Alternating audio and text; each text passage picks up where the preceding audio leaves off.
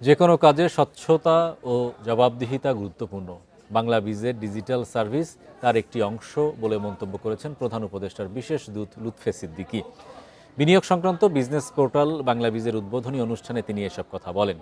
রোববার বিনিয়োগ উন্নয়ন কর্তৃপক্ষ বিডার উদ্যোগে এবং জাইকার সহযোগিতায় সমন্বিত বিজনেস পোর্টাল বাংলা বিজের উদ্বোধন অনুষ্ঠানে তিনি বলেন, দেশের সব কাস্টমস সেবা ডিজিটাল করায় 60% জট কমেছে। তবে এটি যথেষ্ট নয় বলে তিনি মনে করেন। সরকার অনলাইনে সব সার্ভিস বন্ধ করতে চায়। জানান, বিনিয়োগকারীরা ব্যবসা শুরু এবং পরিচালনায় একটি আবেদনের মাধ্যমে টিআইএন, ট্রেড লাইসেন্স আর জিএসসি নিবন্ধন সহ 5টি লাইসেন্স পাবেন বাংলা বিজের মাধ্যমে, যা আবেদনের 3 দিনের মধ্যে পাওয়া যাবে।